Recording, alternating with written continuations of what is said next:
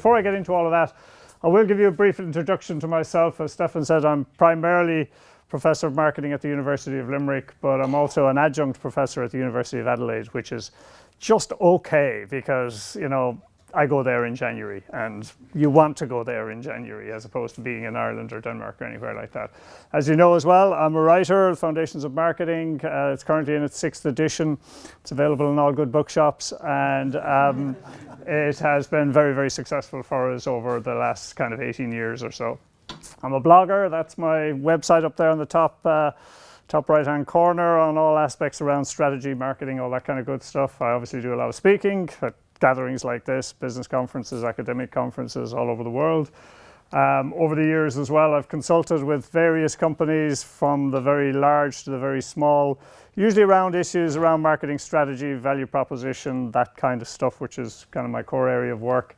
I'm also a schoolboy soccer coach, and I do write poetry, but not of the Limerick variety. So that's, but that is true, I do.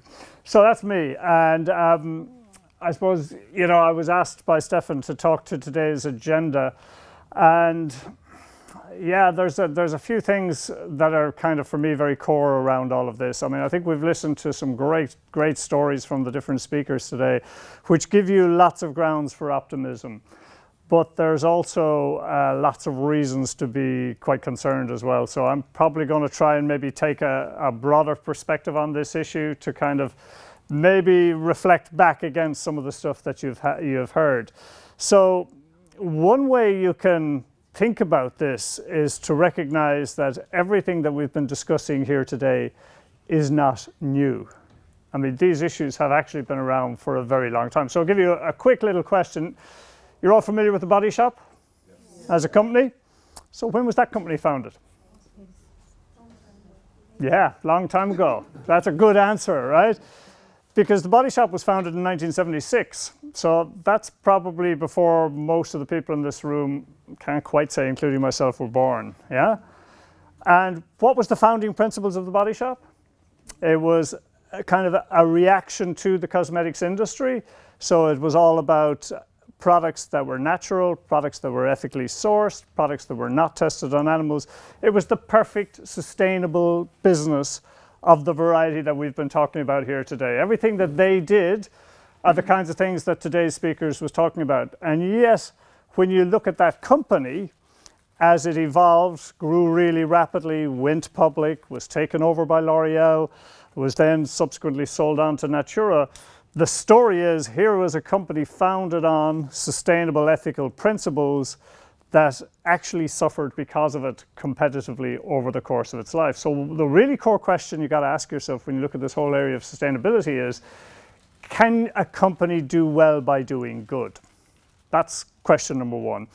And I think related to that then is, you know, when we look at the people that run these companies, I think the people that run these companies, you know, people like yourselves who may well be running companies when you graduate from here, you do implicitly know that it is in your interests as a company and as a business to be respectful for the environment and the ecosystem in which your company is built. I mean, most of us intuitively respect the environment in which we operate in. So the second kind of question, so the first question, if the first question is, you know, why is it can we be successful by doing good? The second question is, why is it so difficult to operate in a manner and in a way that enables you to respect the environment and the ecosystem in which your company operates? So those will be kind of two overarching questions that are going to be key to me today. But I basically try to respond and answer to those questions by just looking at three things. I want to identify what I think is the problem, which we need to address, which underpins those kind of bigger questions that I just asked there. I want us to take a brief look at what the responses of companies around the world have been to that to date, and then I want to propose potentially a better solution for you at the end, and we're going to try to do all that in about 15 minutes. Okay, so it's going to be relatively quickly. But let's start with this one, right? So you're all business students. So what's the purpose of a company? To earn money. Yeah, to earn money, to make money. For who? Shareholders. Shareholders. Okay, so you go anywhere in the world and you ask that question, that's the answers you get. The purpose of the corporation is to make money for its shareholders. That, my friends, is the problem. That's the problem. And until we change that, a lot of this discussion around sustainability is going to be compromised. So it might be a little bit difficult to see, but yes, the planet got destroyed, but for a beautiful moment there, we created a lot of value for shareholders. And that roundabout sums up where we're at the moment, folks. Okay, so who is this guy? Okay, it was mentioned actually by an earlier speaker. So that, my friends, is Milton Friedman. So who's Milton Friedman? Milton Friedman was a Nobel Prize winning economist from 1976, but he wrote an article in the New York Times in 1970, which essentially kind of encapsulated the idea that the purpose of the business is to generate money for its shareholders. He didn't come up with that idea. It had been around for quite a long time, but his article really kind of crystallized it. And he kind of used this argument, which is kind of maybe the way economics might sometimes argue issues. But he essentially said that executives, the people who run companies, are not employees of the corporation. Why? Because the corporation is actually a legal fiction. It's not a real thing. It's just a fiction. So they are the employees of the people who own the company, i.e. the shareholders. So therefore their job is to do what their shareholders want them to do. What your shareholders want them to do is to make as much money as possible for the shareholders. And then this kind of was followed by a second line of arguments in economics called agency theory, which is if you can align the incentives and the rewards of both the executives and the shareholders, well, then you will get the results you want. So consequently, what we started to see was that executives were increasingly rewarded not just with salaries, but particularly with bonuses and stock options, which were all, of course, related to the share price. So if they could influence positively the share price, they got richer and the shareholders got richer, and quote unquote, almost everybody was happier. And so if you want to see that, and we won't get into this, but if you've probably all seen the movie Wall Street at some point in your time, but if you haven't, go and have a look at it, because it absolutely captures the notion of the primacy of shareholder value as the raison d'etre for running a business. And if you take it to its logical conclusion, everything that Michael Douglas's character was doing in that movie is absolutely what he or she should be doing. So there are many, many negatives of shareholder value. I won't list them all, but I would say some of the most significant ones are a focus on the short term. And everything is in a horizon of making money as quickly as we possibly can. What we have seen a big trend on in the last 20 years or so has been share buybacks. So the effect of share buybacks is if a company buys back some of its shares, it reduces the number of shares in circulation, and the price of the shares go up, and the shareholder is rewarded, both in terms of being able to sell their shares back to the company and take their returns, or an overall increase in the share price.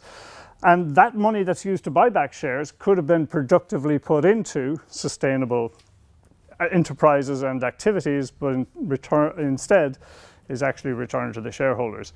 And the net effect of that is something that we see all over the place and talked about quite regularly now, is the gap between the average industrial wage and the salaries of the senior people who are running certainly publicly quoted corporations. So what you see there, if you go back to around about the mid-70s, around the time that Friedman was getting his Nobel Prize, you could see that the typical chief executive earned about 20 times what the average industrial worker earned, which was, a significant premium for all the hard work that goes into strategically managing a complex organization, but probably justifiable.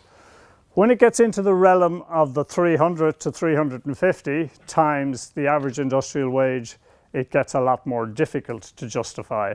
And this, my friends, is the average. This does not include the outliers. So you can find companies, for example, in the US, where the chief executive would be paid 1,500 times the average industrial worker, and more in some cases. So, so this massive gap that we see and the growing kind of global inequality that we see is another one of the things that came out of a move towards the purpose of a business being about creating money for its shareholders. So then we see all of this stuff. Okay, so there we have, I suppose, moved on to a version of capitalism which probably could be best described as toxic. So companies are in the business of doing whatever it takes to make the returns look good, to make the share prices look good, to reward the investors, and we work on a really short-term horizon. I mean, Enron's a really interesting one, actually, because Enron had a very well-renowned CSR program.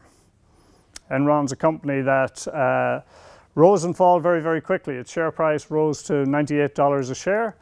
It subsequently fell back to $1 a share. So one of the challenges when you look at all of these examples, what you see is a focus on shareholder value does not always lead to shareholder value, because a lot of these companies in their entire focus around increasing shareholder value often engage in criminal practices or practices that are quite dodgy and lead to a destruction of shareholder value. So even on that sole purpose, even if the sole purpose of the company was to generate money for its shareholders, it doesn't always happen. And I do want to draw your attention to this one as well. And this is probably the best business book that's been produced in the last 2 or 3 years. So if you want to read a book, have a read of this one, because this is, if this was a work of fiction, you would think, Stephen King or somebody like that wrote it. It's so brilliant. It's actually all true. It's also a movie now as well. So we might even flick in and have a look at the movie. This is a company that, again, I think encapsulates the essence of what shareholder value looks like when it becomes the kind of... Okay, we'll get the video up here in a second. But it's a company that was founded in Silicon Valley. It shows you what, I suppose, the nature of Silicon Valley now. The motto is move fast and break things. It's grow quickly, disrupt industries. That's another book, actually, Taplin, Move Fast and Break Things, which is worth having a look at. And what it helps to capture, I suppose, is if you take capitalism to its kind of logical conclusion, you generate an ecosystem like Silicon Valley that creates companies like this, and what you start to see is lots of things. Sorry, can't make it work. Yeah, that's all right. Go back to the tape. So you can have a look at this yourself. But this is a company that was founded again on perhaps a very noble quest, which was to generate a tool which could be used to take blood and test it easily and quickly. So when you look at how blood is normally taken, you roll up your sleeve and somebody sticks a needle in a vein, removes some blood, and it gets sent off to be tested. What Theranos was trying to build was a blood testing device that would just take a pinprick of blood from the tip of your finger and would be able to, that you'd be able to conduct all the usual tests that you would need to conduct on blood in order for it to diagnose any issues that you might have. So the interesting thing about this company is that it pioneered this technology. It generated large amounts of venture capital funding in the Silicon Valley area. It grew really fast. It at one point was valued at $9 billion. The interesting thing was they never ever got the technology to work properly. They still put the product out into the marketplace, into chains of drugstores like Walgreens. People were using it. They were sending their blood off to be tested. They were getting the results back. The results were regularly wrong. So people were now not getting the treatment that they should have been getting because they had a health issue, or they were taking treatment that they shouldn't be taking because they didn't have a health issue. And yet the company plowed on. It kept all of this secret. It became a really toxic environment within the business. Every staff email was monitored. The windows in the offices were bulletproof. The whole thing just got bigger and bigger and bigger. And eventually it was John Carriel, who's a Wall Street Journal investigative reporter, found people who would talk, and they broke the story, and it's now the subject of a criminal investigation and so on. But what I'm saying is, when your goal, when your logic is making money for shareholders, lots of lines get crossed. And what we've got to do is we've got to start moving away from this primacy of shareholder value, because I think that's the problem. And I think that will continue to be the problem, because we still think about business as being primarily about making money for its owners. So, I mean, this gets into the kind of theory of a lot of this stuff. Businesses have two competing pressures. They have pressures for efficiency, which is doing things right, and pressures for effectiveness, which is doing the right things. What we know from looking at companies and looking at corporations, they spend a lot more time on this stuff because this is easier, it's internal, you can control it better, you can see the results of your initiatives. And if these kinds of things involve taking shortcuts, if it involves closing down plants, if it involves making workers redundant, etc., it will happen because we can see the results of it. Doing the right things, which can be providing value to customers, or it can be meeting kind of changing market needs, or it can be doing things in a more sustainable manner. These things are riskier, they're bigger, they're more difficult, they take more time, the results are less certain and less obvious, and they tend to happen less often. So it's in that context that the whole world of CSR and sustainability has grown up. And I want to just kind of, just before we sign off from shareholder value, I just want to talk to you about what a couple of people have to say about it. So again, anybody know who this guy is? Jack Welch. Anybody know who Jack Welch is? So Jack Welch was GE, chief executive for a long period of time, but guys, he was also the manager of the last century, okay? So the good news for you is you've got the opportunity to be the manager for this century, but this guy was the manager of the last century, and he did a fantastic job of growing GE's shareholder value. It was a $14 billion company when he took it over. It was an $484 billion company by the time he'd finished with it. But in 2009, not very long after the crash, etc., he described shareholder value as the dumbest idea in the world. From probably its poster boy, describing it as the dumbest idea in the world. Edward Mason, you probably won't know, he's the chief executive of Quaker Oats, another US company, but he had an interesting comment, which is making a profit is no more a purpose of a corporation than getting enough to eat is the purpose of life. That's a great phrase, I think, great quote. So what we need to think about in businesses is something other than making a profit, okay? So what has the corporate responses been to the fact that, and you did it beautifully, Yanda, when you talked about the company being outside of its environment. I think there's been kind of three main types of corporate responses to that separation of the company from its ecosystem. And the first one has been CSR. Okay, I won't get too cynical about CSR, but I think CSR is a classic business response to a stakeholder. So what can we do that can tick a box in relation to the needs and requirements of that stakeholder? Now, some companies do this well. So for example, you have the likes of Allianz there, which has a very extensive CSR program that does a lot of good work. The likes of Novo Nordisk here in Denmark, extensive CSR programs that do an awful lot of good work. But also an awful lot of the corporations who have done most of the damage around the globe also have CSR programs. BP, for example, has a very, very large CSR program. And Enron, as I said, had one, and so on and so forth. And I suppose the interesting thing about this is there's several interesting aspects. One, the amount of money that these companies spend on CSR is often a tiny fraction of their overall income. Number two, it definitely can make the executives and the employees feel good about some of the activities and initiatives that the organization's engaged in. And of course, it makes for great reading in the annual report. So CSR has a lot of positives. I'm not being entirely negative about it. It has an awful lot of positives for the communities and the societies in which businesses operate, but it is very, very much a classic corporate way of managing an issue. And in this case, it's an issue around the role of the organization in the communities in which it operates. So we park CSR for the moment. We might come back to it in the Q&A if you want to. I think the second one is, and again, I think we've seen it even in some of the presentations that we have here today, is that the the way the world is changing and the way that we're becoming more conscious of our planet and all the issues that are wrong in our planet, an awful lot of people look at that and go, that's a business opportunity.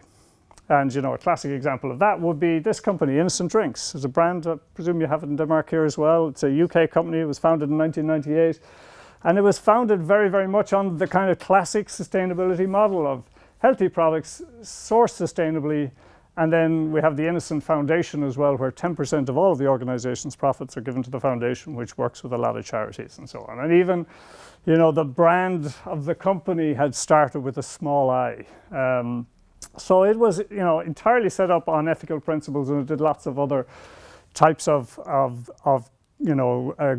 do-good initiatives in the UK as well. And so it was founded in 1998, rose rapidly. 10 years, it was a £100 million company in the UK, grew on from there. Who owns it now? Coca-Cola. Okay, so when one thinks of sustainability and all of the kind of things that we were talking about here, Coca-Cola isn't a company that exactly comes to mind. But of course, that's one of the challenges for organizations that set up to do good things. They are faced with the challenge of growth. Once you're faced with the challenge of growth, you've got to have investors come in or new owners. And once that happens, can you maintain the principles upon which you were founded and still grow successfully? And of course, in the context of a brand like Innocent, we don't know. It was founded by three guys. Were they in it for the money? Were they in it to do good? They're the only people that know. They told a great story and built a great brand and then sold that brand. So that also is a classic corporate response to the challenges and to the opportunities that we find. And then this brings us on to the issue of enlightened capitalism. And it's a good phrase, and it's a phrase well worth thinking about because, I mentioned the example of the body shop, but enlightened capitalism probably has about a 200-year history. So, everything that we're talking about here today, folks, is not new. It's been talked about before. It's had pioneers before. It's had people who have recognized the problems in the society around them and tried to do something about it. Paul Polman there is the current chief executive of Unilever. Unilever yes, that's right. And that's the final part of the story, right? Unilever is one of the world's largest companies, largest consumer goods companies. Very, very powerful company. And under Polman's stewardship, they really took on the issue of sustainability in a very, very significant way. The company was pretty much told its shareholders, look, we're going to be doing some things here that are not in your best interests. We're going to be thinking for the long term. We're going to be paying our employees better than the average. We're going to be looking at the impact of our products and the sourcing of our products around the world. And we do believe that the profits will come, but you just need to bear with us here. That was pretty much the ethos of the company when it was founded by Lever way back in the day. And they were going back to that heritage, if you like. What was the stock market reaction? Well, it wasn't great. The pressure started to come. There was an attempted hostile takeover by Kraft, a US corporation. The company managed to resist that, but it demonstrated, I think, the real challenge that big corporations have. When they try to do stuff which is sustainable, the activist investor community, which are all the big institutional investors, usually react very negatively because the kinds of things that the organization is now doing is impacting upon the shareholder value that they are hoping to gain.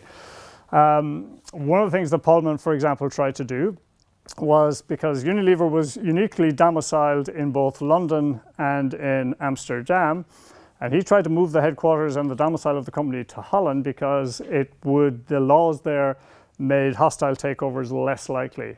Institutional investors in the UK revolted. So we're talking about, one of the most powerful companies in the world trying to do things which would improve their interactions with the societies in which they were operated, and almost at every turn they were being blocked by the institutional investors and activist investors who had a stake in the company's affairs. So it's a real challenge to do all of the kinds of things that we're talking about in this room in big global companies, particularly where you have investors, and particularly investors who are coming from an ethos and a model which would be very, very common in the US, in the UK, in Australia, in Ireland, and all the kinds of places where I tend to work. So we really have to think about the ownership in that case.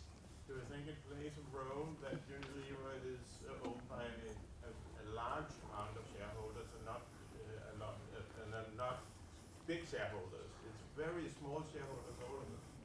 And even in that context, it was still very, very difficult to make the changes that they wanted to make. So I think that's even more difficult if you have a concentrated shareholder grouping which exerts even greater power on your ability as an organization to do what you need to do. So, you know, so I think all of this helps to kind of come to the conclusion which is that we have to have a different conversation about what the purpose of the corporation is, because as long as the conversation is about the purpose of the corporation is to make money for its owners, it's going to be very, very difficult to do the kinds of things that we're talking about. Thank you for that. So guess what, guys? The US is starting to wake up to this. Believe it or not, it's 2019, and just in the month of August, the Business Roundtable came up with a new statement of the purpose of the corporation. Now, who is the Business Roundtable? The Business Roundtable, again, there's probably a bit like Friedman earlier on, who's had probably more impact on your world than you've ever realized. The Business Roundtable is also an organization that has more impact on your world than you realize. This is an association of the top 200 US companies. It's a not-for-profit organization founded in 1972, based in Washington. And essentially what they do is they lobby the US government for business-friendly outcomes. And we're talking the biggest of the big players are in this organization. So I suppose you look at something like this, you see either of two things. You either see a statement which says, you know, even these guys realize the world is changing and they need to change what they're saying, or you know, if we take a PR perspective, maybe this is just good PR right now, okay? So it's one or the other, but at least it's significant, I think, in the fact that it's been mentioned. So there's now a view that businesses need to think about all of these other stakeholders. So remember where we're going with this? We kind of want to know what the problem is. The problem, I believe, is shareholder value. We've seen the responses in terms of the sustainability conversation. So the solution coming from big business is we need to think of all of our stakeholders and manage with these multiple stakeholder interests. My friends, this is not possible. This is not possible. If you've ever tried to run a business and serve every constituency, you'll soon find it's impossible to make decisions, because almost invariably satisfying one constituency is negative for another constituency.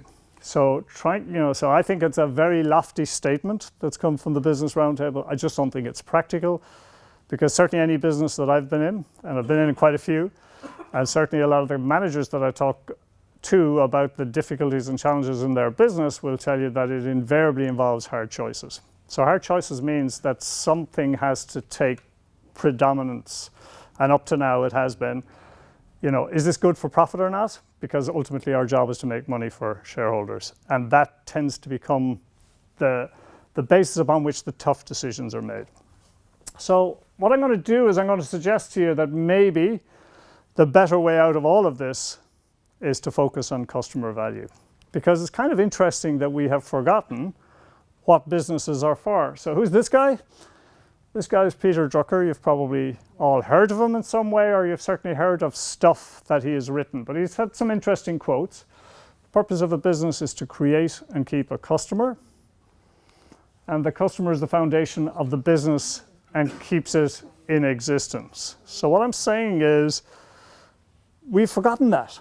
You know, we have pretty much, the way the conversation about business has gone is it's become so much about money that we've actually forgotten that if you don't have a customer, you don't have a business.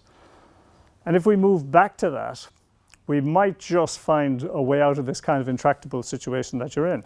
And in the context of today's conversation, I mean, if what the customer is looking for is a highly sustainable ethos in the way you run your business, great, because now you've got a business case as well as kind of a sustainable case. So, I mean, just to give you an example of what we mean by customer value, I love bookshops, but I mean, why would you go to Amazon to buy books? Now, before we get into this too far now, I'm not going to say that Amazon's a perfect company or anything like that, but I'm just saying why. Well, of course, They know me better than my bookstore is. They know what I like the moment I enter. Yeah. Well, absolutely. So, I mean, part of the reason why Amazon would have gone from, this online business, despite the fact that we all loved bookstores and books, to being this kind of global monolith that it is that it provided good levels of customer value in terms of you're able to find whatever book you want at a compelling price delivered directly to you and so on. And, when you can have this kind of business model then, which basically is a self-virtuous cycle of, more products, lower prices, more customers, lower prices, et cetera, et cetera. So it's a company that's built around customer value first. And just a few of the things that and this is not me saying it. I mean, if you look at any of the interviews with Jeff Bezos on YouTube, you'll see all of this stuff. It's about investing in the long term. He talks about customer obsession and long-term thinking. He's got some interesting phrases around that. I mean, it's a company that's been criticized by Wall Street that it should be making money. And his attitude has always been, that long-term thinking is really positive because it enables you to kind of see things that other companies don't see.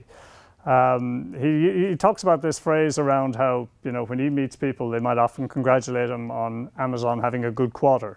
So people are being polite and they just say, well, look, well done. Yeah, I see from your business results you had a good quarter last quarter. And his attitude to that is that last quarter was probably, as he says, fully baked about 3 years ago. So the decisions that were taken 3 years ago is what contributed to that money being made in that particular quarter. This is an interesting phrase, and this is why I think this stuff works, because ultimately shareholder value will be an important part of any business, because if a business doesn't make money, it doesn't survive. But the point here is if it satisfies customers' needs, it generates an income. In the long term, that meets the needs of the people who invested in the company, but that income can be used to deal with a lot of the kinds of issues that we were talking about here today, not just in terms of the environment and externally, but also internally in terms of the company's employees and how well they're paid and so on. And in the context of all of that, I'm definitely not saying that Amazon's a perfect company. It might well be a customer-focused company, but it has got an awful lot of elements to it which are very, very typical of a much more shareholder value-oriented company in terms of the way employees are paid and treated and so on, and the way suppliers and distributors are also treated as well. So please don't think that I'm holding them up as some kind of perfect company. They're far from it. But what I am holding them up as is an example of a company that puts customer value as one of, and again, we got to take them at face value when they say something like that they're a company that put customers first and the creation of customer value first. So, this is the kind of whole thing that's often talked about in investment circles, that in the short term, the market, as in the stock market's a voting machine. So prices go up and down all the time, but what you're really interested in is about the long term. It's about building companies that are good, that are sustainable, and that will stand the test of time. So as I said, if you look up YouTube, you'll see lots of examples of Bezos, and he's so frequently touting the mantra of customer value first. So in my book, and more particularly in a forthcoming book next year, I'm going to talk a lot about customer value and how companies can build it, and these are the different ways in which they can build it. But so my main message to you is to try to move away from thinking about just the needs of the shareholders. Think about the needs of customers. That enables you to build sustainable companies. Sustainable companies can address an awful lot of the issues in their ecosystem, which are important. So, regulation won't do it, guys. Thinking about regulating businesses to behave in a more ethical fashion. Look, people thought the banks were being regulated, for goodness sake. You know, it's never going to work, and it actually gives executives a cop-out, because they can say they were behaving in a legally okay fashion. I mean, I was just reading even in this morning's New York Times. I mean, there's some story is emerging now that Boeing have been, you know, significantly campaigning in the last couple of years to reduce the role of the Federal Aviation Authority in the regulation of companies that build planes. And significantly in terms of the Boeing Max, they managed to have that happen. And like literally 2 weeks after they got the regulations changed in terms of the manufacturing of planes, the first Boeing Max crashed in Indonesia, killing everybody on board. So, I mean, businesses will always find ways to deal with the issue of regulation. So that won't do it. I don't think CSR is enough either. And what I'm putting to you really today is the biggest challenge we have, actually, I think, is to shift the notion that the purpose of business is to create value for shareholders. I think if we can start changing that, I think we can change, and I'm not saying that's easy, but I think that's what needs to happen in order to get companies to behave in a fashion which is more in conjunction with the ecosystems in which they operate. So thank you very much.